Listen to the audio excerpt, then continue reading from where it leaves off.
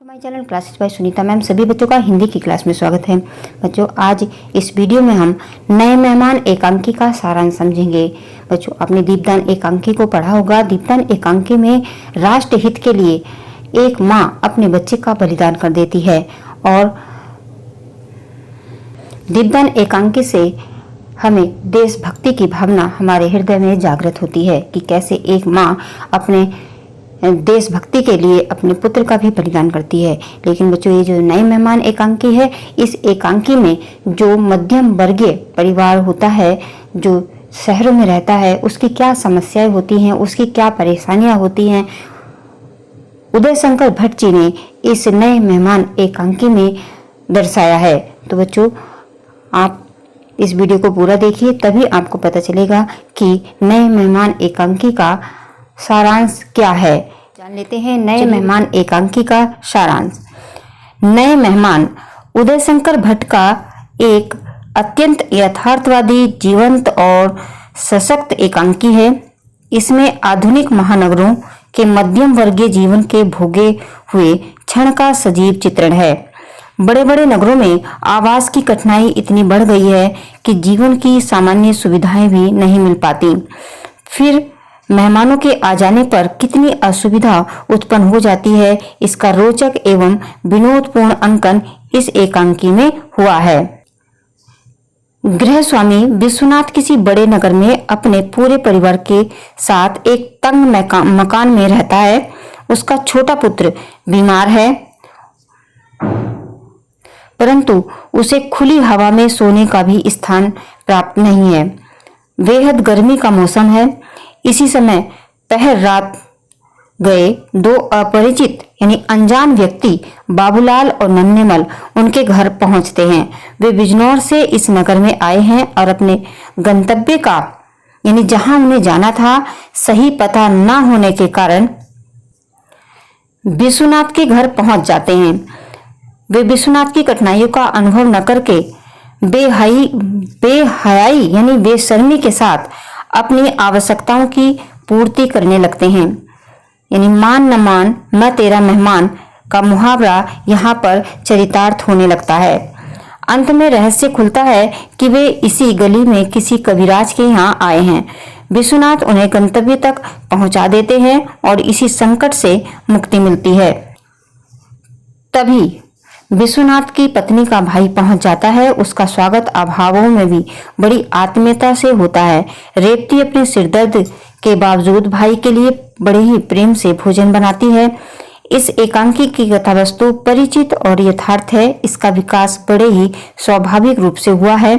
संकलन त्रय का पूर्ण निर्वाह हुआ है। पूरा एकांकी एक कमरे में एक आध घंटे के भोगे हुए जीवन को नाटकीय संवेदना के साथ प्रस्तुत करता है। इस नाटक का आकर्षण दोनों नए मेहमानों का चरित्र है। वे बिना जाने बूझे एक अपरिचित व्यक्ति के घर में घुस पड़ते हैं और गृहस्वामी की सीमाओं की चिंता न किए बिना अपनी आवश्यकताओं को बढ़ाते चलते हैं। और विश्वनाथ सभ्य और संकोचशील व्यक्ति है। शिष्टाचार के नाते वह खुलकर अपनी शंकाओं का समाधान नहीं कर पाता। उसके मेहमान उसकी इस कमजोरी का लाभ उठाकर अपना उल्लू सीधा करते हैं। रेवती का चरित्र आधुनिक महिलाओं के अनुरूप है। नए मेहमान के लिए भोजन बनाने में अपने सिरदर्द के कारण असमर्थ है, किंतु अपने भाई के आ जाने पर वह उत्साहपूर्वक खाना बनाने के लगती है। ये जो नाटक का शिल्प रंगमंच और रेडियो रूपक दोनों के अनुकूल है। इसका अभिनय और प्रसारण दोनों की ही सफलता पूर्वक किए जा सकते हैं। भाषा सामान्य जीवन के निकट और आडंबरहीन है। विनोद और व्यंग दोनों ही प्रभावशाली हैं। मेहमान एकांकी का सारांश आपको समझ में आ गया होगा।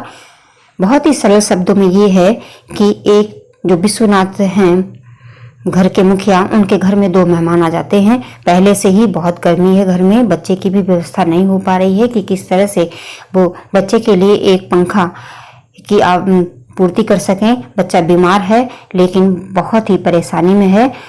इसी माहौल में जब गर्मी का मौसम है, दो मेहमान आ जाते हैं और मेहमान भी ऐसे आते हैं जिन्हें जाना कहीं था और उनके घर में आ जाते हैं।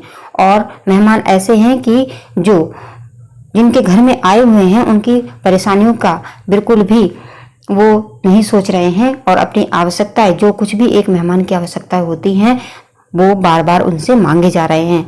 और जो विश्वनाथ हैं वो भी एक अच्छे यजमान की तरह उनकी सारी आवश्यकताओं की पूर्ति करते जाते हैं, चाहे उन्हें भले ही कष्ट हो रहा है। लेकिन बाद में पता चलता है कि वो मेहमान उनके नहीं थे, बल्कि पड़ोस वाले के थे। जो उनकी पत्नी है रेवती, उन मेहमानों को देख करके मुंह बनाती है और कहती है कि मेरे जो है सर में दर्द है, मैं इनके लिए खाना नहीं बना सकती, क्योंकि यहाँ पर आज जो है बहुत गर्मी है।